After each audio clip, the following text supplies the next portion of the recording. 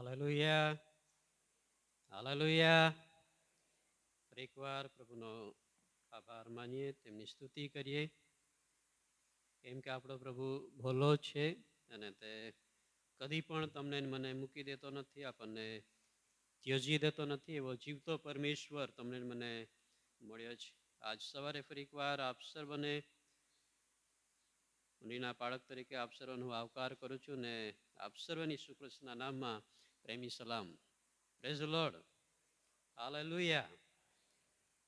શરૂ વચનમાં જતા આપણા જીવનને ઈશ્વરની આગળ લઈ જઈએ ને આજનું વચન એ તમારા મારા દરેકના જીવનને માટે એવું તેજનનું બનશે. આજનું વચન તમારા મારા જીવન માટે એક ઉન્નતિનું કારણ બનશે. આમેન. હાલેલુયા. ભલે તમારા મારા જીવનની અંદર આપણા જ નહીં પણ હરેકના જીવનની અંદર ત્રણ બાબતો મહત્વની છે.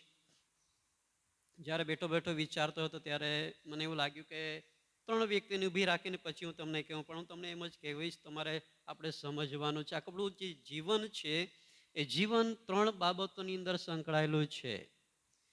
અને ત્રણ બાબતો જગતની અંદર ઘણા એવા લોકો છે જેમની પાસે બે જ છે, પણ તમારી ને મારી પાસે ત્રણ બાબતોથી આપણું જીવન એ સંકળાયેલું છે. અને આપણા જીવનને આપણે પ્રભુની અંદર વિશેષ વૃદ્ધિ પામડવાના માટે પ્રયત્ન કરીએ છીએ.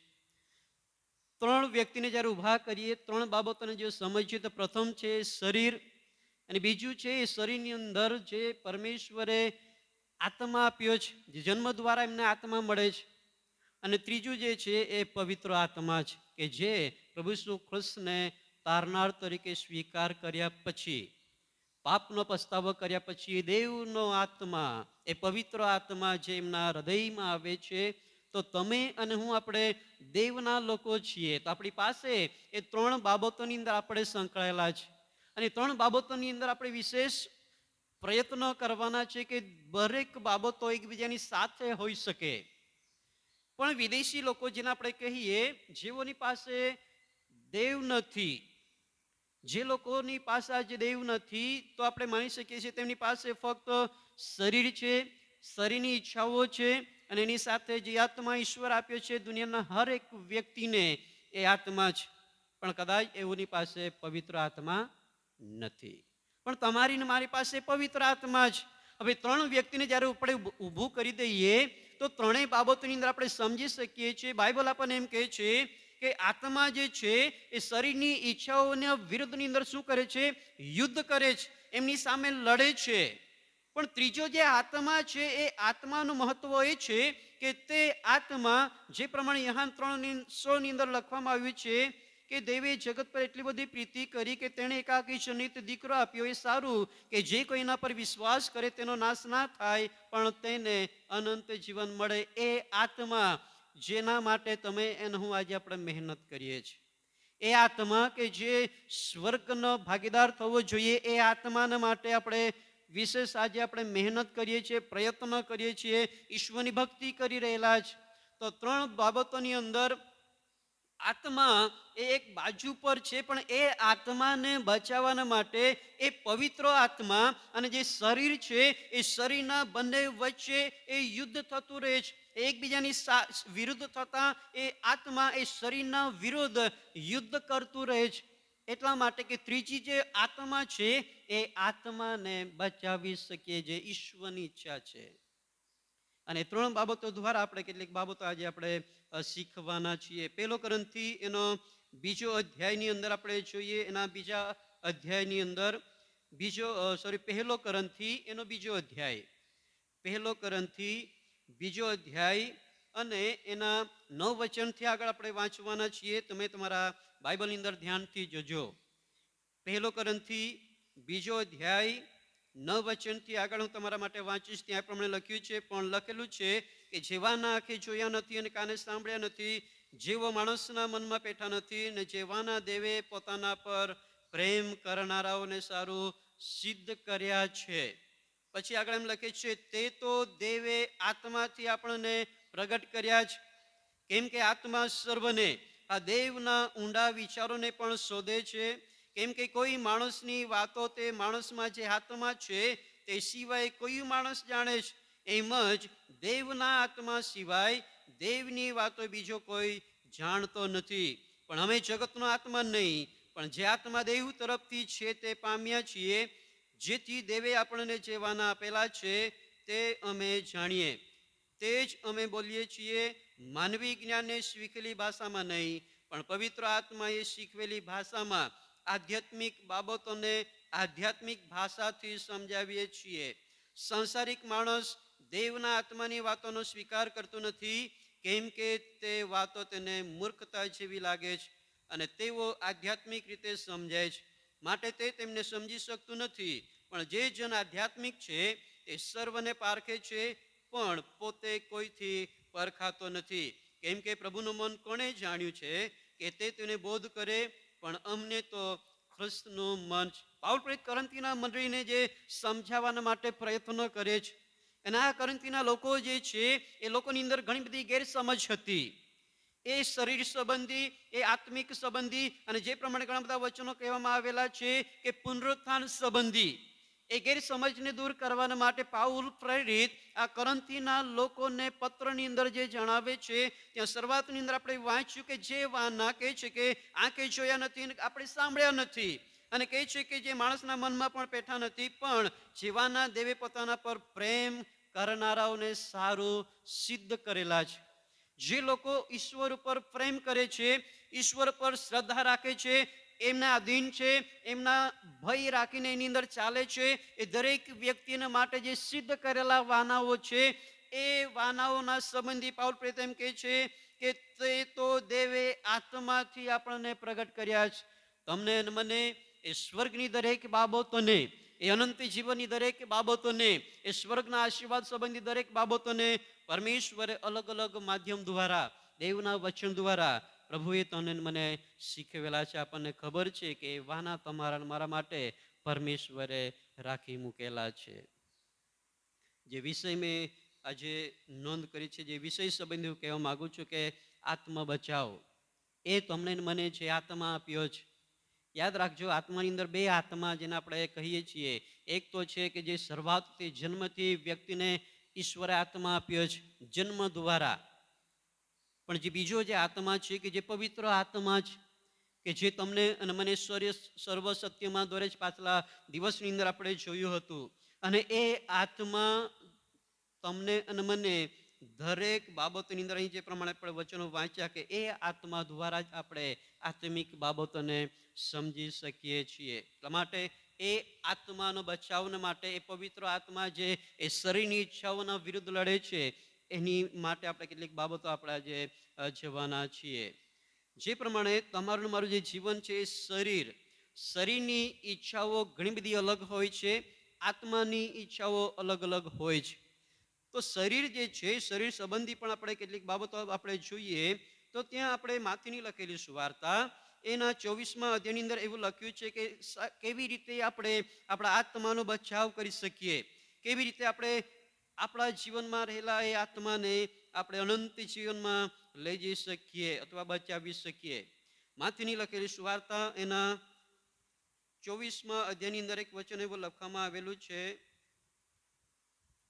માથીની લખેલી સુવાર્તા એનો 24મો અધ્યાય અને 4થું વચન, ત્યાં એવું લખ્યું છે માથી 24 અને 4 વચનની અંદર, ત્યારે ઈસુએ તેઓને ઉત્તર દીધો કે સાવધાન રહો કે તમને કોઈ ભૂલાવે નહીં. કઈ બાબતથી લોકો જે ભૂલે છે, અને હિબ્રુની અંદર જ્યારે આ શબ્દનો જે ઉપયોગ એવો કરવામાં આવેલો છે કે ભટકી જવું, ભટકાઈ જવું જેને આપણે કહીએ, અથવા છેતરાઈ જવું. અને આ બાબતની અંદર એવું અહીં જે પ્રમાણે આપણે વાંચ્યું છે કે સાવધાન રહો કે તમને કોઈ ભૂલાવે નહીં. ભૂલાવે નહીં એ શબ્દનો અર્થ એવો લખવામાં આવ્યો, છેતરાઈ જવું, ભટકી જવું, અને કહે છે કે ગેરમાર્ગે દોરાઈ જવું. તો કોઈ એવી બાબતો છે કે જેના દ્વારા તમે અને હું પોતાના આત્મા સંરક્ષણ કરી શકતા નથી, આપણે પોતાના આત્માનો બચાવ આપણે કરી શકતા નથી. તો એટલા માટે એ બાબત મેં આજે લીધી છે કે આપણે આત્મ બચાવ કરવો એ હરેક વ્યક્તિના માટે જરૂરી છે. કેમ કે દરેક વ્યક્તિના જીવનની અંદર એ શારીરિક ઈચ્છાઓ હોય છે, પરમેશ્વરે દરેક વ્યક્તિને એ શક્તિ આપી છે કે એ પોતાની જાતે નિર્ણય લઈ શકે. પોતાની ઈચ્છા શક્તિ જેને આપણે કહીએ છીએ, ઈચ્છા શક્તિ પ્રમાણે વ્યક્તિ નિર્ણયો લઈ શકે છે. કઈ બાબતોને મારા આધીન થવું છે, પોતે એનો નિર્ણય કરી શકે છે. એ સારું કરવું કે પછી ન ઠારું કરવું, એ બાબતને પણ વ્યક્તિ નિર્ણય કરી શકે છે. અને એટલા માટે આજે એ શરીરની જે ઘણી બધી એવી ઈચ્છાઓ છે, જેની સામે એ દેવનો આત્મા એ સતત લડતો રહે છે. અને એટલા માટે આપણે તમારા મારા જીવન અંદર આત્મ બચાવ આપણે કેવી રીતે કરી શકીએ, આપણા માટે બહુ જરૂરનું છે. પહેલી બાબત જે આપણે જોવા માંગીએ છીએ કે જે તમે અને હું આપણે કેવી રીતે ભટકી જઈએ છીએ અથવા કેવી રીતે આપણે છેતરાઈ જઈએ છીએ, તો કઈ એવી બાબતો છે. એ જ માથીની લખેલી સુવાર્તાની અંદર એના 26મા અધ્યાયની અંદર એક વચન એવું લખેલું છે. માથીની લખેલી સુવાર્તા 26મો અધ્યાય અને 41મી વચનની અંદર એવું લખ્યું છે કે જાગતા રહો અને પ્રાર્થના કરો કે તમે પરીક્ષણમાં ન આવો. અને આગળ એમ લખ્યું છે, આત્મા તત્પર છે ખરો, પણ શરીર કેવું છે? અબળ છે. શરીર અબળ છે. શા માટે અબળ છે? કેમ કે આપણે શારીરિક રીતે જે પ્રમાણે આપણે ખરેખર પ્રભુની અંદર હોવું જોઈએ, જે મેં તમને કીધું કે એ આત્મા શરીરના વિરુદ્ધ, શરીરની ઈચ્છાઓનો વિરુદ્ધ કહે છે કે એ લડતું રહે છે. પણ એની અંદર તમે અને હું સંસારિકની અંદર રહીએ છીએ, સમાજની અંદર રહીએ છીએ. અને એટલા માટે શારીરિક જે ઈચ્છાઓ છે, એ ઈચ્છાઓને તમે અને હું આપણે વધારે પ્રાધાન્ય આપીએ છીએ.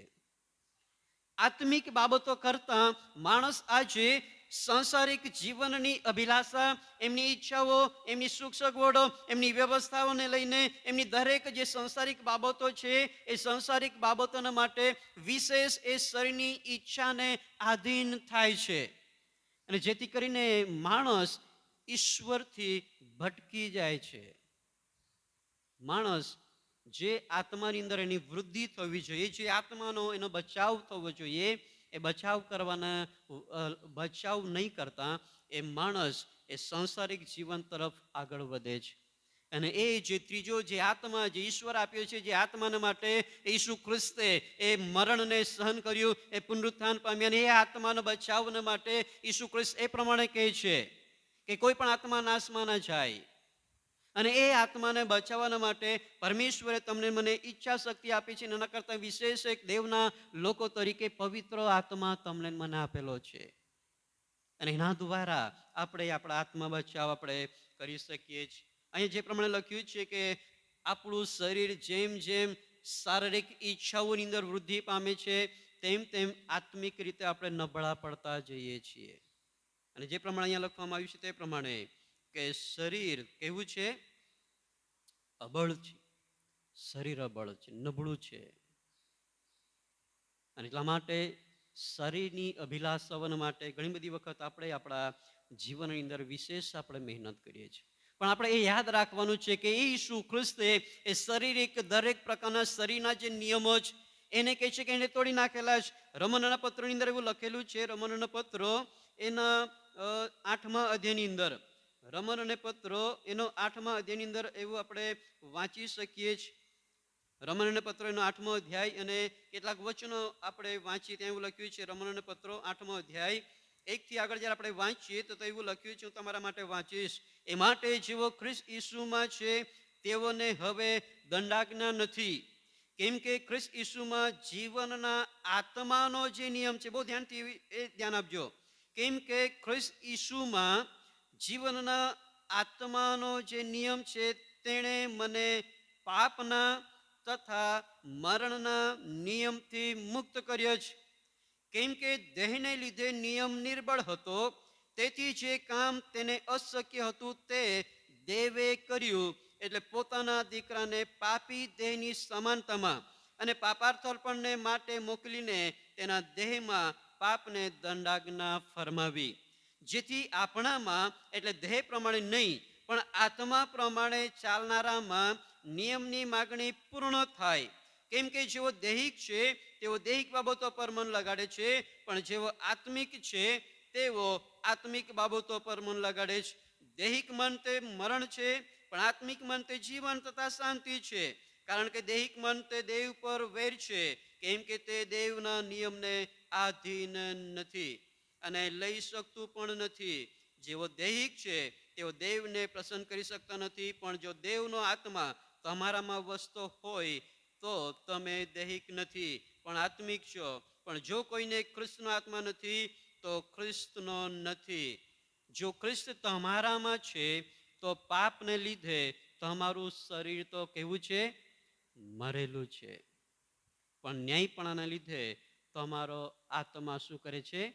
જીવે છે. જો તમારા ને મારા જીવનની અંદર દેવનો આત્મા, જેને કરંથીના પત્રની અંદર જ પાઉલ પ્રેરિત એમ કહે છે કે તમારું શરીર એ જીવતા દેવનું મંદિર છે અને તમારામાં એ દેવનો આત્મા વસે, શું તમે જાણતા નથી? એમ દેવનું વચન આપણને કહે છે. તો તમારું ને મારું જે શરીર છે એ શરીરની અંદર, આપણા જીવનની અંદર એ દેવનો આત્મા હોવો જોઈએ, જેને આપણે પવિત્ર આત્મા કહીએ છીએ.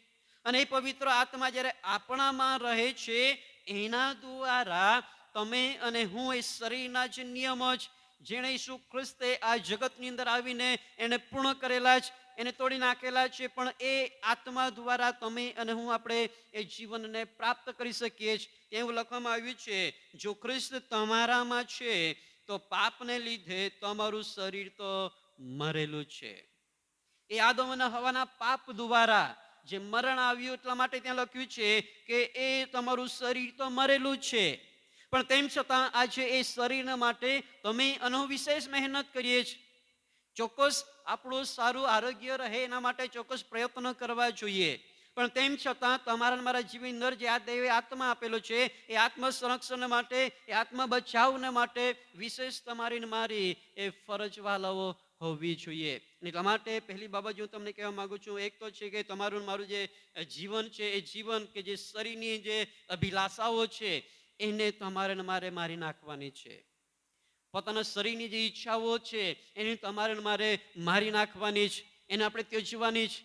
કહેવાનો મતલબ એ છે કે જે ઈશ્વરની ઈચ્છા છે, ઈશ્વરની ઈચ્છાને આપણે વિશેષ આપણે પ્રાધાન્ય આપવાનું છે. પ્રથમ સ્થાન ઈશ્વરની ઈચ્છાને આપણે આપવાનું છે. પણ જો તમારા મારા જીવનની અંદર દેવનો આત્મા છે અને આપણે એમ કહીએ છીએ કે હું ઈશ્વરની ઈચ્છાને આધીન થાઉં છું, પણ તેમ છતાં આપણને એમ લાગતું હોય કે નહીં, મારું જીવન એ શરીરની અભિલાષા પ્રમાણે ચાલે છે, શરીરની ઈચ્છાઓ પ્રમાણે ચાલે છે, તો દેવનો આત્મા નથી.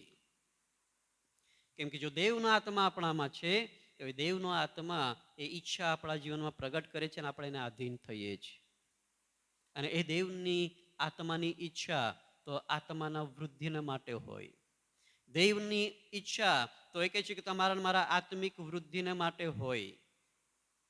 અને જે પ્રમાણે શરૂઆતના વચનની અંદર આપણે વાંચ્યું કે જેવો દૈહિક છે તેવો દૈહિક બાબતો પર મન લગાડે છે. મેં 3 સંબંધી કીધું કે શરીર છે, એ શરીર પોતાના દુનિયાવી બાબતોની ઈચ્છા રાખે છે. એને એ શરીર ફક્ત એટલું જ રાખે છે કે એ દુનિયાની બાબતોની એ મોહ રાખે છે, અભિલાષા રાખે છે, લાલચ કરે છે. અને દુનિયાની અંદર રહેલી સુખ સગવડો, એ દુનિયાની અંદર રહેલી અલગ અલગ પ્રકારની જે બાબતો કે જે શરીરની એ ઈચ્છાઓ એમને એ ઈશ્વરથી દૂર કરે છે, એ આત્મ બચાવથી એમને દૂર કરે છે. અને એ બાબતો સતત અને સતત એ શરીરની ઈચ્છાઓ એમના જીવનમાં ઉત્પન્ન થયા જ કરે છે. આપણને દરરોજના જીવનની અંદર ઘણી બધી ઈચ્છાઓ એવી હોય કે જે આત્મિકને લગતી ના હોય. આપણા જીવનની અંદર ઘણી બધી એવી ઈચ્છાઓ આપણને ઉત્પન્ન થાય છે, આપણને યાદ આવે છે કે નહીં, મારે સંસારમાં આ બાબતને મારે પ્રાપ્ત કરવાની છે. અને જે પ્રમાણે આપણે વચનની અંદર વાંચ્યું કે જો ખ્રિસ્ત અમારામાં છે તો પાપને લીધે તો અમારું શરીર તો મરેલું છે. અને એ મરેલા શરીરને માટે આપણે આજે મહેનત કરીએ છીએ. એ શરીરને માટે આપણે વિશેષતા જે પ્રયત્ન કરતા રહીએ છીએ, પણ જે આત્મિક છે કે જે આત્મા મરતો નથી, તેના માટે આપણે આજે મહેનત કરવાનું ચૂકી જઈએ છીએ. આ સવારે હું તમને જે કહેવા માંગુ છું કે આપણા આત્મ બચાવ આપણે કેટલા લોકો કેવી રીતે કરી રહ્યા છે. શિષ્યોને તેમણે કીધું કે પ્રાર્થના કરો કે જેથી તમે પરીક્ષણમાં ન પડો.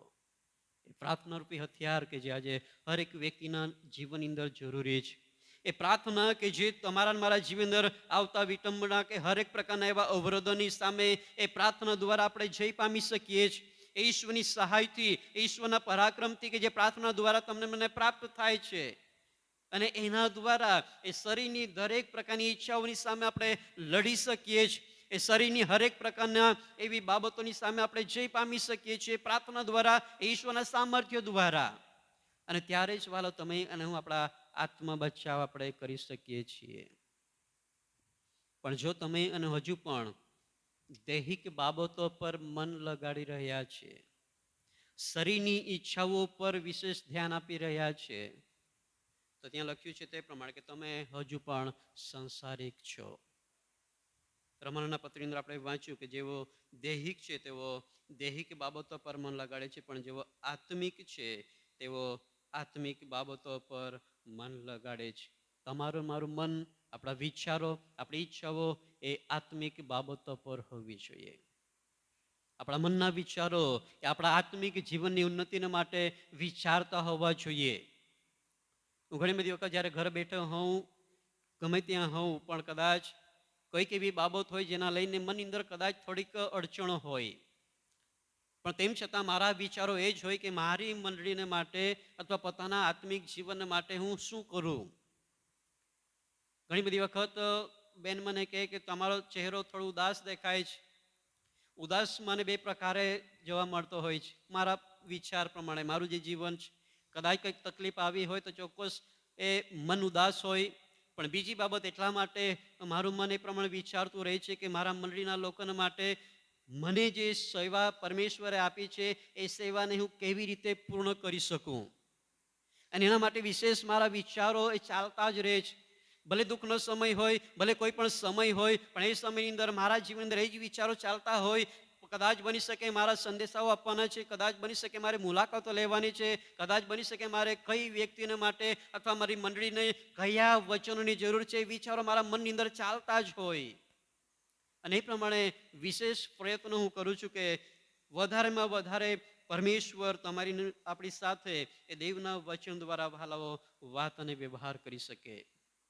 બે બાબતો દ્વારા તમારું મારું જીવન એ ભટકી જાય છે, છેતરાઈ જાય છે. પહેલી બાબત જે મેં તમને કીધી છે કે શારીરિક ઈચ્છાઓને પ્રાધાન્ય આપવા દ્વારા, એ શારીરિક ઈચ્છાઓને પોતાના જીવન અંદર મહત્વ આપવા દ્વારા માણસનું જીવન ઈશ્વરથી ભટકી જાય છે, આત્મિક જીવનની અંદર નુકસાન થાય છે.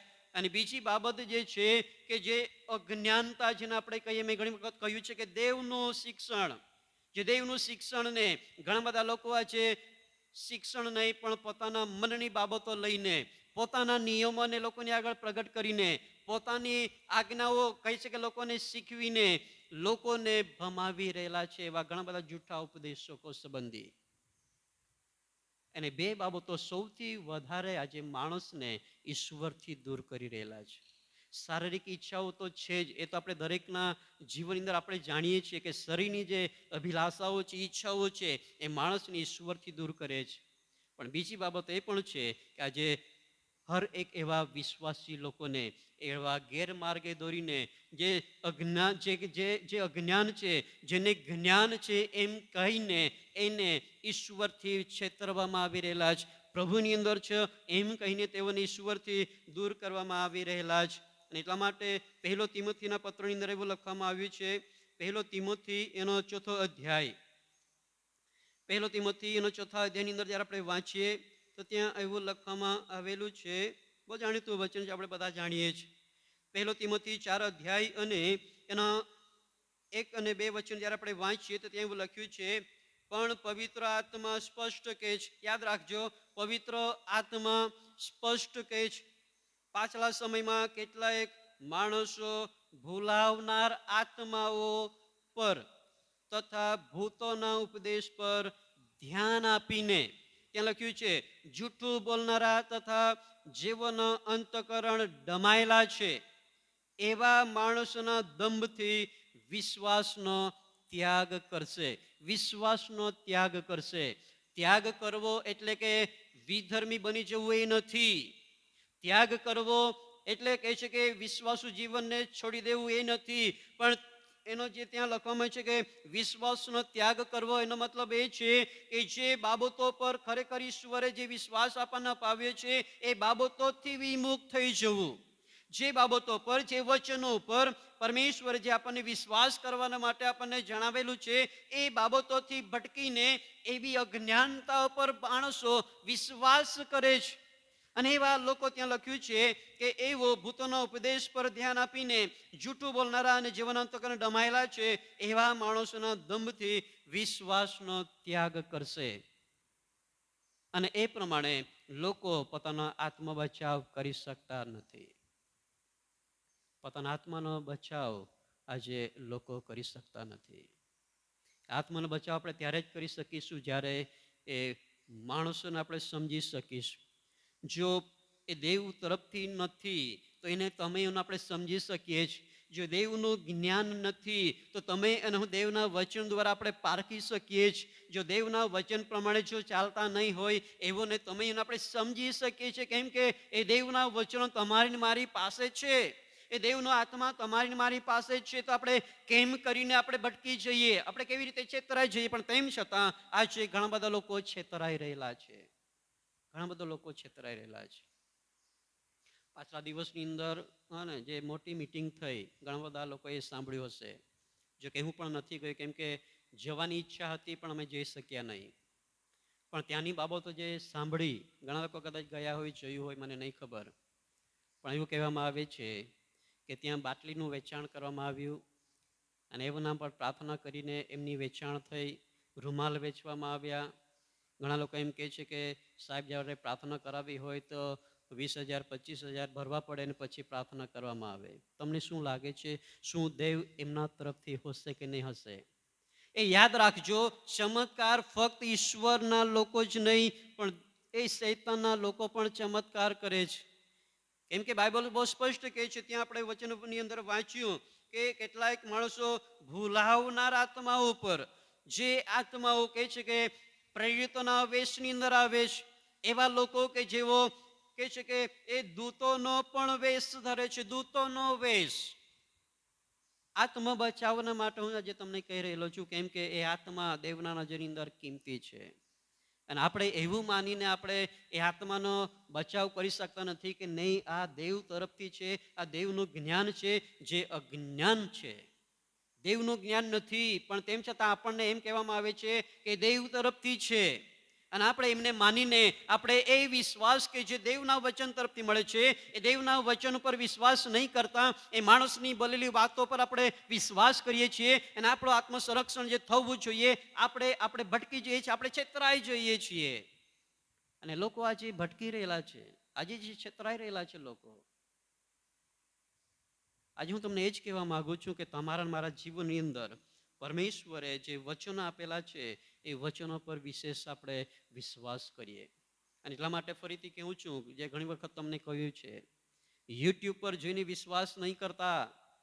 દેવનું વચન શું કહે છે એને તમે જુઓ. એ વચનોને દેવની સાથે તમે સરખાવો. જવું ખોટું નથી, પણ જે સારું છે એને તમે પોતાના જીવનમાં લો.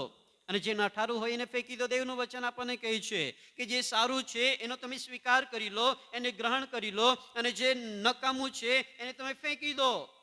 પણ આજે લોકો બંનેને ગ્રહણ કરે છે, કેમ કે એક જ વ્યક્તિ આપે છે. તો બંને કેમ કરીને કહે છે કે સારું ના હોય?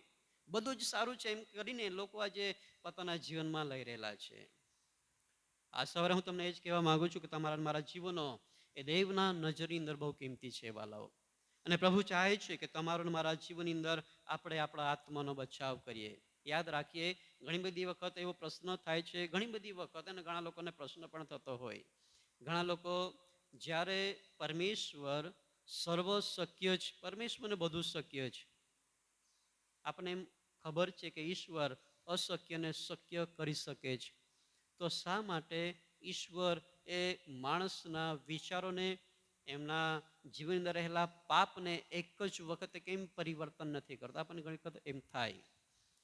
જે વ્યક્તિ માટે આપણે પ્રાર્થના કરીએ છીએ, જે વ્યક્તિ માટે, જગતને માટે જે આપણે પ્રાર્થના કરીએ છીએ, ઈશ્વરને સગળું શક્ય છે કે એક જ સમયની અંદર, એક જ સેકન્ડની અંદર મનનું પરિવર્તન કરાવી શકે છે. પણ તેમ છતાં નથી કરતો.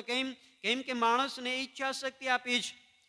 ઈશ્વરે માણસની ઈચ્છા શક્તિ આપી છે, અને જેના લીધે માણસ પોતે નિર્ણય કરી શકે છે. જ્યારે વચન આપવામાં આવે છે, એમના માટે પ્રાર્થના કરવામાં આવે છે, અને જ્યારે એમની સાથે ઈશ્વર વાત કરે છે, એના મનની અંદર ઈશ્વર વિચારો આપે છે, એમને માર્ગદર્શન આપે છે, પણ તેમ છતાં એના પર કેટલું આધીન થવું એ માણસના જીવન પર આધાર છે. એટલા માટે આ સવારે જે મારો વિષય છે, આપણે આપણા આત્માનો બચાવ કરવાનો છે. એ શરીર કે સતત પોતાના એ આત્માની વિરુદ્ધ એ સતત યુદ્ધ કરતી રહે છે. એ પોતાની ઈચ્છાઓને જણાવતું રહે છે કે નહીં, આપણે સંસારમાં આ કામ કરવાનું છે, આપણે આ પ્રાપ્ત કરવાનું છે, આપણે ફલાણું ઢીકણું કામ છે. અને એ શરીરની ઈચ્છાઓ વિશેષ કરીને એમના જીવનની અંદર વિચારો મૂકતું રહે છે. પણ જે આત્મા તમને આપવામાં આવેલો છે, એ આત્મા એમની સામે સતત લડતું રહે છે. પણ ઘણા બધા લોકો આજે એ પોતાના ઈચ્છાને સ્વાધીન થઈ જાય છે, એટલા માટે આજે લોકો છેતરાઈ પણ રહેલા છે. એફેસીના પત્રની અંદર એક વચન આપણે વાંચીએ, ત્યાં એવું લખ્યું છે, એફેસીના પત્ર એનો 4થો અધ્યાય,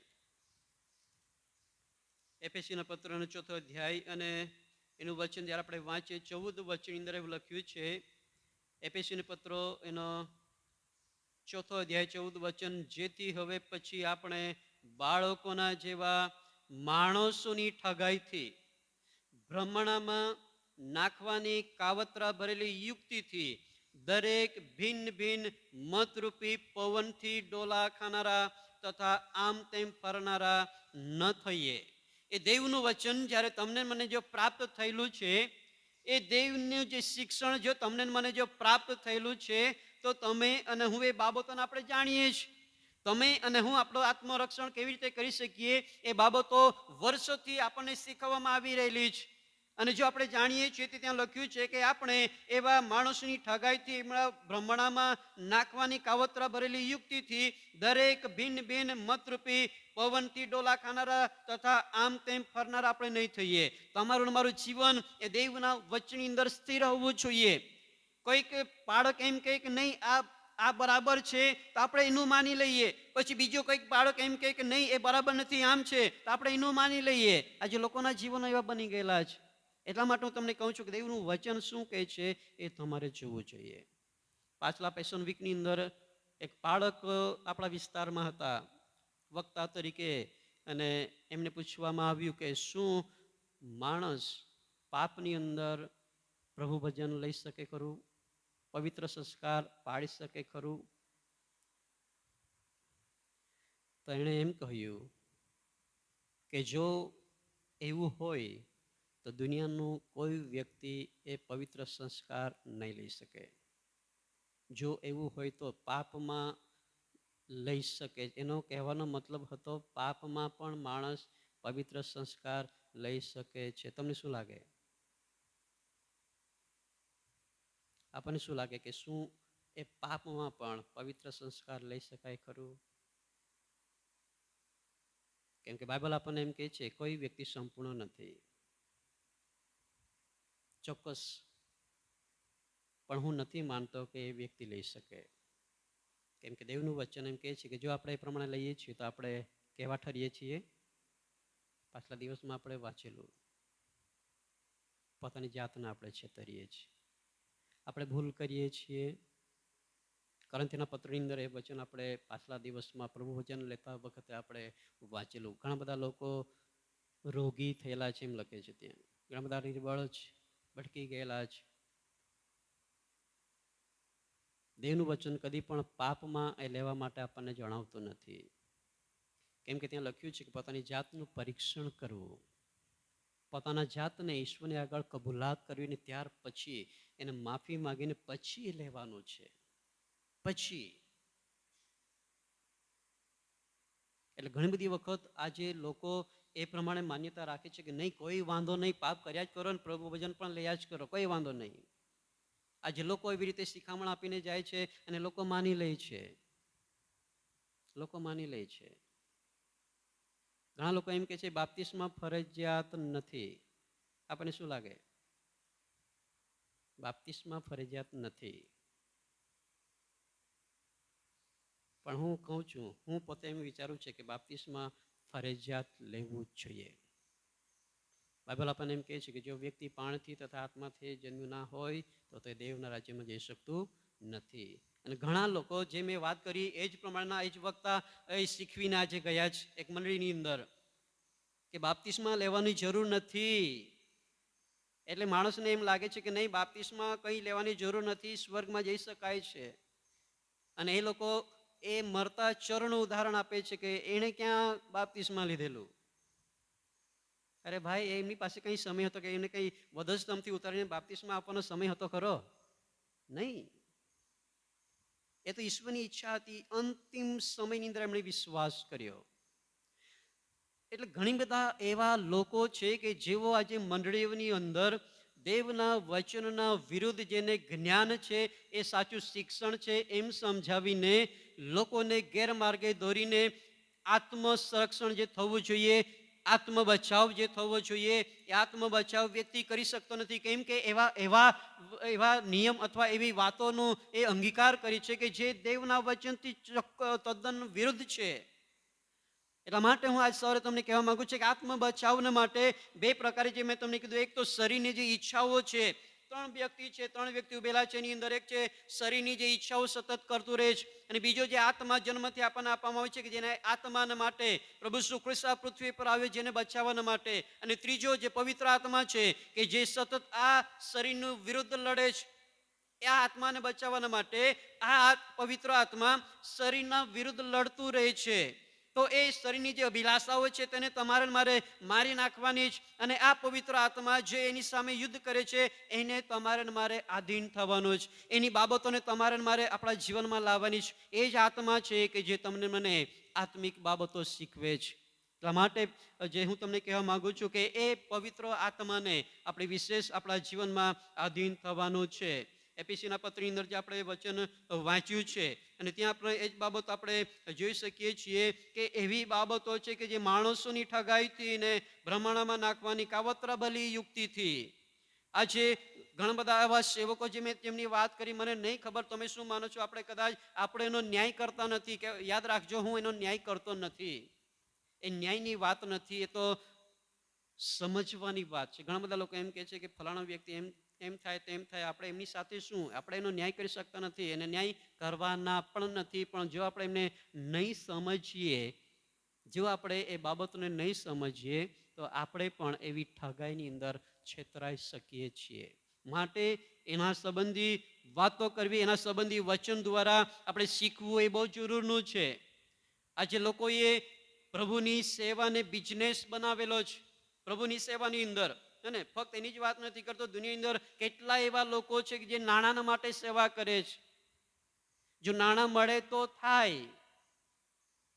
પણ હું તમને કહેવા માંગુ છું કે દેવના લોકો એ દેવના આત્માઓ બચાવવા માટે કામ કરે છે.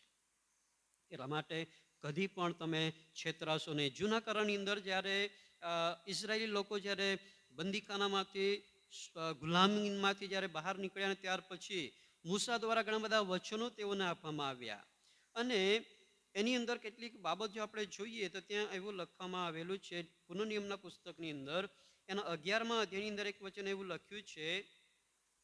પુનઃનિયમનું પુસ્તક એનો 11મો અધ્યાય અને 16 વચનની અંદર જ્યારે આપણે વાંચીએ તો ત્યાં એવું લખ્યું છે, સાવચેત રહો, રખીને તમારું અંતકરણ ઠગાઈ જાય. શું લખે છે? સાવચેત રહો, રખીને તમારું અંતકરણ ઠગાઈ જાય ને તમે ભટકી જઈને બીજા દેવદેવીઓની સેવા કરો અને તેમને ભજો, અને યહોવાનો કોપ તમારા પર સળગી ઉઠે ને તે આકાશ બંધ કરે જેથી વરસાદ ન થાય અને જમીન પર તેની ઉપજ ન આપે, અને જે ઉત્તમ દેશ યહોવા તમને આપે છે તેમાં તમારો જલ્દી નાશ થાય. વરસાદની વાત નથી કરવાનો, પણ જે અપેક્ષા પરમેશ્વર તમારા મારા આત્માના માટે, આપણા જીવનના માટે આત્મિક આશીર્વાદો સંબંધી છે બાબત કહે છે. ત્યાં લખ્યું છે કે સાવચેત રહો, રખીને તમારું અંતકરણ ઠગાઈ જાય. આજે તમારા મારા જીવન અંદર એ બહુ જરૂરી છે કે આપણે આપણા આત્માનું રક્ષણ કરીએ. જે આત્મા પરમેશ્વરે તમને આપેલો છે એ આત્માને આપણે નાશમાં જતા બચાવી શકીએ. એને આત્મા બચાવવાના માટે ઘણા બધા વચનો વાલાઓ તમને મને આપેલા છે. અને એટલા માટે બે બાબતો દ્વારા હું તમને કહી છું કે જે બાબતો દ્વારા વ્યક્તિ ભટકી શકે છે. એક તો શરીરની અભિલાષાઓ દ્વારા, અને બીજી કે જેને જ્ઞાન છે એમ કહીને આપણને જે શીખવવામાં આવે છે પણ એ અજ્ઞાન છે, એ જ્ઞાન નથી, એને તમારે મારે સમજવાનું છે. જૂઠું શિક્ષણ જેના દ્વારા તમારા મારા જીવન અંદર આપણે આત્મસંરક્ષણ કરી શકીએ છીએ. અને છેલ્લી બાબત જે છે કે જે તમારા મારા આત્માને આપણે બળવાન કરવાના છે. આપણે વચન વાંચી ગયા કે પ્રાર્થના કરો કે તમે પરીક્ષણમાં ન પડો. એ બાબત તમારા મારા જીવનમાં જરૂરી છે. એ આત્માની અંદર આપણે બળવાન થવાનો છે. રમણના પત્રની અંદર એક વચન આપણે વાંચીએ, ત્યાં એવું લખ્યું છે, રમણના પત્ર એનો 12મો અધ્યાય, રમણના પત્ર એનો 12મો અધ્યાય અને એનું 11 વચન એ પ્રમાણે લખે છે. રમણના પત્ર 12મો અધ્યાય 11 વચનની અંદર એવું લખ્યું છે કે ઉદ્યોગમાં આળસુ ન થાવો, પણ કહે છે કે આત્મામાં ઉત્સાહી થાવો અને પ્રભુની સેવા કરો. આત્મામાં ઉત્સાહી થાવો. આત્મામાં ઉત્સાહી થવું મતલબ શું થાય? ઉત્સાહ વધવો, હે ને? કઈ બાબતની અંદર આપણને બહુ આનંદ થાય, ઉત્સાહિત આપણે થઈ જઈએ. પણ એ ક્યારે થાય કે જ્યારે આપણને એની અંદર ઇન્ટરેસ્ટ હોય, જ્યારે એની અંદર આપણે વિશેષ આપણે ધ્યાન આપતા હોય, ત્યારે આપણો ઉત્સાહ વધી જાય. ઉત્સાહ વધારવો, ઘણી વખત એને હિંમત આપવી, જેના દ્વારા એમનો ઉત્સાહ વધે. કંઈક મદદ કરીએ, કંઈક સારી બાબતોનો આપણે એમની સાથે વાત કરીએ, જેમના દ્વારા એમનો ઉત્સાહ વધે. ઉદાહરણ તરીકે જોઈએ, કોઈક વ્યક્તિને આપણે મંડળીની અંદર એક સેવા સોંપી છે, પણ જો આપણે એ સેવાની અંદર એમને ઉન્નતિ થાય અને એમને આપણે ઉત્સાહ આપવા માંગીએ છીએ, તો આપણે શું કરીએ? હે ને? એક ઉદાહરણ કહું છું કે એમનો જે ઉત્સાહ આપણે વધારવો છે એ કાર્યની અંદર, તો આપણે શું કરી શકીએ મંડળીના લોકો તરીકે? તમે વિચારી શકો છો કે આપણે અલગ અલગ પ્રકારે એમને આપણે ઉત્સાહ આપી શકીએ છીએ.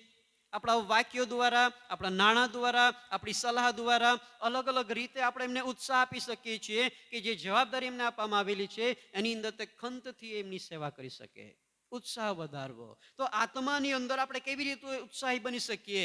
જે પ્રમાણે આત્મિક બાબતો છે, એ આત્મિક બાબતો પર જ્યારે આપણે મન લગાડીએ છીએ, એ આપણા આત્માને બચાવવાના માટે વિશેષ પ્રયત્ન કરીએ છીએ. આપણે આત્મા કેવી રીતે બચાવીએ એના વિશે સતત અને સતત દેવના વચન દ્વારા, પ્રાર્થના કરવા દ્વારા દેવની પાસેથી માંગતા રહીએ છીએ, ત્યારે જ આપણને ઉત્સાહ મળે છે. એ આત્માની અંદર આપણે ઉત્સાહિત થઈએ છીએ.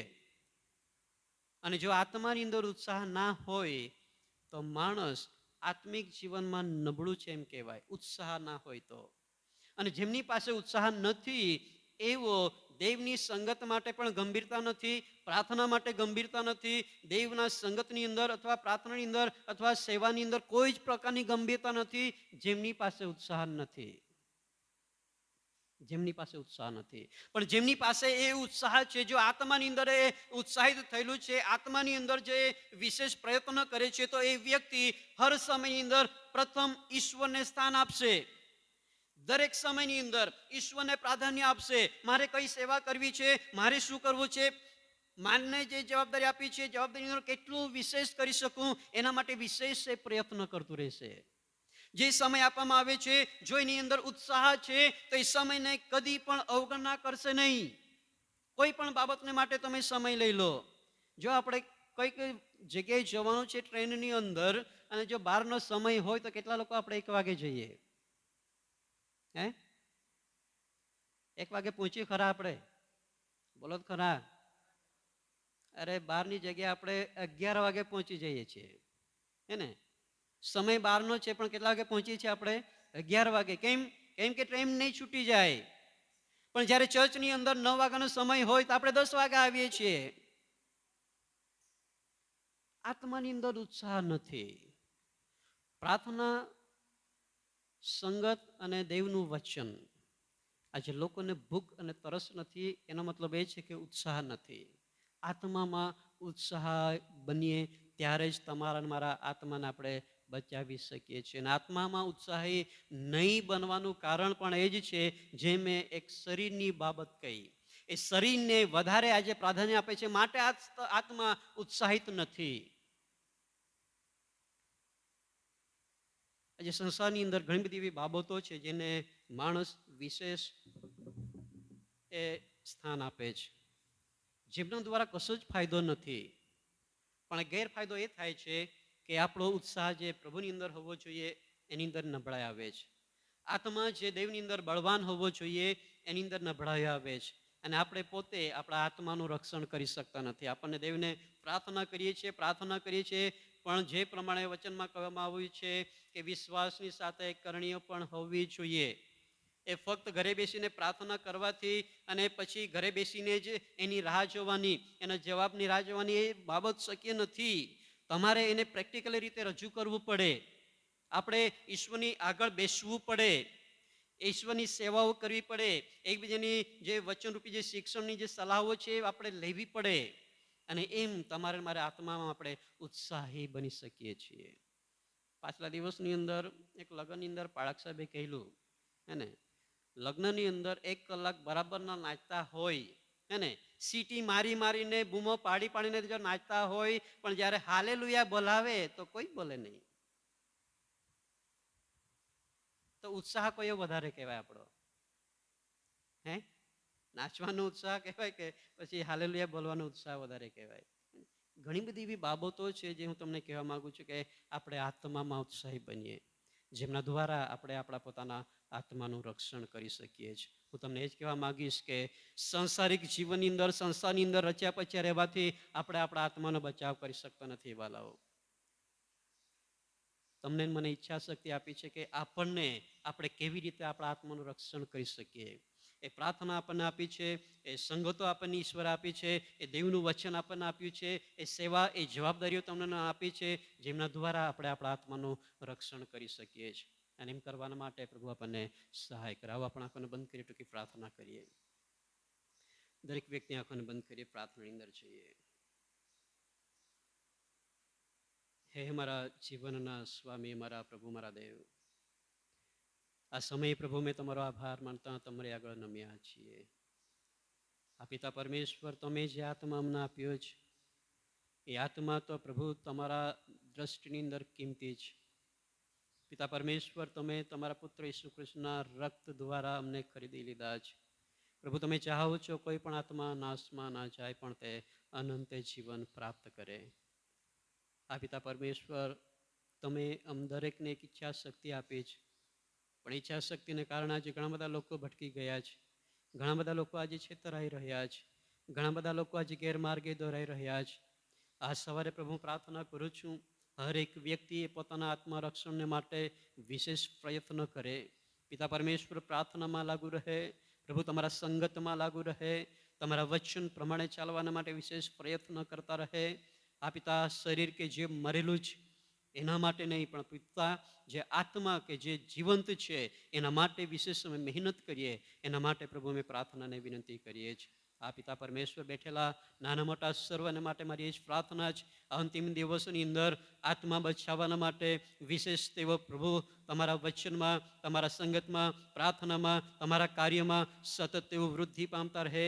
એ આત્માનો ઉત્સાહ પ્રભુ એક એક વ્યક્તિને તમે પૂરો પાડો, જેથી કરીને પિતા એ આત્માનો બચાવ તેઓ પ્રત્યેક વ્યક્તિ કરી શકે. એના માટે હું પ્રાર્થનાને વિનંતી કરું છું. આ પિતા પરમેશ્વર, હોય પછીના સમયમાં અમે સઘળા તમારા પવિત્ર અને બળવાન હાથમાં સોંપાઈએ છીએ. આદર, માન અને મહિમા કેવળ પ્રભુ તમને આપતા પ્રાર્થના ઈસુ પ્રભુના પવિત્ર નામમાં માંગીએ છીએ. આમેન. શરૂ એક બીજી